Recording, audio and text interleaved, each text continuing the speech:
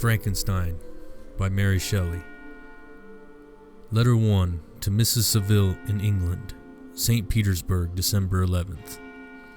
You will rejoice to hear that no disaster has accompanied the commencement of an enterprise which you have regarded with such evil forebodings. I arrived here yesterday, and my first task is to assure my dear sister of my welfare and increasing confidence in the success of my undertaking. I am already far north of London, and as I walk in the streets of Petersburg, I feel a cold northern breeze play upon my cheeks, which braces my nerves and fills me with delight. Do you understand this feeling? This breeze, which has traveled from the regions toward which I am advancing, gives me a foretaste of those icy climes. Inspirited by this wind of promise, my daydreams become more fervent and vivid.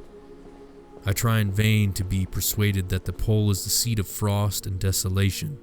It ever presents itself to my imagination as the region of beauty and delight. There, Margaret, the sun is forever visible, its broad disk just skirting the horizon and diffusing a perpetual splendor. There, for with your leave, my sister, I will put some trust in preceding navigators. There snow and frost are banished, and sailing over a calm sea, we may be wafted to a land surpassing in wonders and in beauty every region hitherto discovered on the habitable globe. Its productions and features may be without example, as the phenomena of the heavenly bodies undoubtedly are in those undiscovered solitudes. What may not be expected in a country of eternal light? I may there discover the wondrous power which attracts the needle, and may regulate 1,000 celestial observations that require only this voyage to render their seeming eccentricities consistent forever. I shall satiate my ardent curiosity with the sight of a part of the world never before visited, and may tread a land never before imprinted by the foot of man.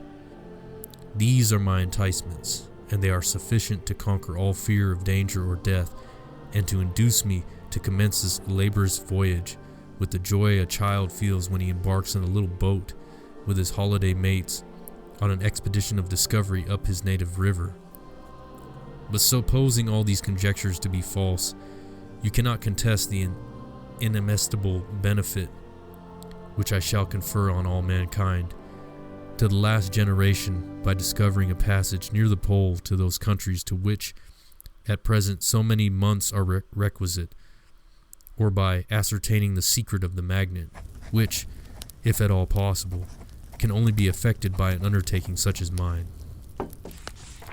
These reflections have dispelled the agitation which I began my letter, and I feel my heart glow with an enthusiasm which elevates me to heaven, for nothing contributes so much to tranquilize the mind as a steady purpose, a point on which the soul may fix its intellectual eye.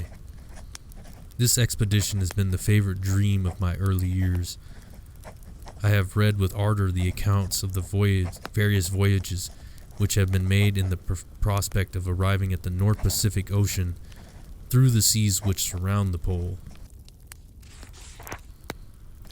You may remember that a history of all the voyages made for purposes of discovery composed the whole of our good Uncle Thomas's library. My education was neglected, yet I was passionately fond of reading. These volumes were my study day and night, and my familiarity with them increased that regret which I had felt as a child on learning that my father's dying injunction had forbidden my uncle to allow me to embark in a seafaring life. These visions faded when I perused for the first time those poets whose effusions entranced my soul and lifted it to heaven. I also began a poet, and for 1 year lived in a paradise of my own creation. I imagined that I also might obtain a niche in the temple where the names of Homer and Shakespeare are consecrated. You are well acquainted with my failure, and how heavily I bore the disappointment. But just at that time I inherited the fortune of my cousin, and my thoughts were turned into the channel of their earlier bent. 6 years have passed since I resolved on my present undertaking. I can, even now, remember the hour from which I dedicated myself to this great enterprise. I commenced by inuring my body to hardship. I accompanied the whale fishers on several expeditions to the North Sea. I voluntarily endured cold, famine, thirst, and want of sleep. I often worked harder than the common sailors during the day, and devoted my nights to the study of mathematics, the theory of medicine, and those branches of physical science from which a naval adventurer might derive the greatest practical advantage. Twice I actually hired myself as an undermate in a Greenland whaler and acquitted myself to admiration. I must own I felt a little proud when my captain offered me the second dignity in the vessel and entreated me to remain with the greatest earnestness, so valuable did he consider my services. And now, dear Margaret, do I not deserve to accomplish some great purpose? My life might have been passed in ease and luxury, but I preferred glory to every enticement that wealth placed in my path. Oh, that some encouraging voice would answer in the affirmative. My courage and my resolution is firm, but my hopes fluctuate, and my spirits are often depressed.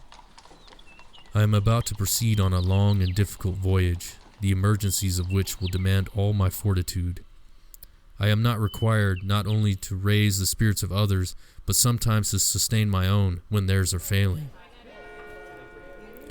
This is the most favorable period for traveling in Russia. They fly quickly over the snow in their sledges. The motion is pleasant, and in my opinion, far more agreeable than that of an English stagecoach.